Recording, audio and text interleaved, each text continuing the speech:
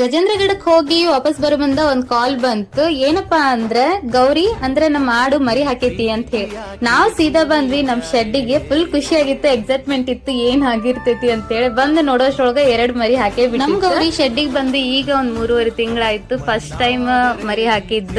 ಇದು ನಮ್ ಗೌರಿದು 4ನೇ ಸೂಲ್ ಅಂತ. ಪ್ರತಿ ಸರಿ 3 ಮರಿ ಹಾಕುತ್ತಾ ಅಂತ ಹೇಳಿದ್ರು. ಹಂಗಾಗಿ ನಾವು ಒಂದ್ ಸ್ವಲ್ಪ ಹೊತ್ತು ವೇಟ್ ಮಾಡಿದ್ವಿ, ಇನ್ನೊಂದ್ ಮರಿ ಐತೇನೋ ಅಂತ ಹೇಳಿ ಹಂಗ ಚೆಕ್ ಕೂಡ ಮಾಡಿದ್ವಿ.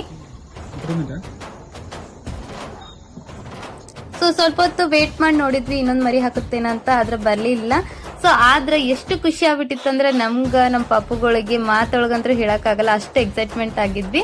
ಆಗಷ್ಟ ಹುಟ್ಟಿದಂತ ಮರಿಗೆ ಒಂದಿಷ್ಟು ಹಾಲು ಕುಡಿಸಿ ನಾವು ಫಸ್ಟ್ ಟೈಮ್ ಆಡಿನ ಹಾಲಿನ ಗಿನ್ನ ಮಾಡೋಣ ಅಂತ ಹಾಲು ಹಿಂಡ್ಕೊಂಡ್ವಿ. 1 ಚೆರ್ಗೆ ಅಷ್ಟು ಹಾಲು ಬಂತು. ಸೊ ಮನೆಗೆ ಹೋಗಿ ಗಿನ್ನ ಮಾಡಿದ್ರೆ ಪರ್ಫೆಕ್ಟ್ ಆಗಿರೋ ಗಿನ್ನ ಆಯ್ತು. ನೀವು ಯಾರ್ಯಾರು ಆಡಿನ ಹಾಲಿನ ಗಿನ್ನ ತಿಂದಿರಿ?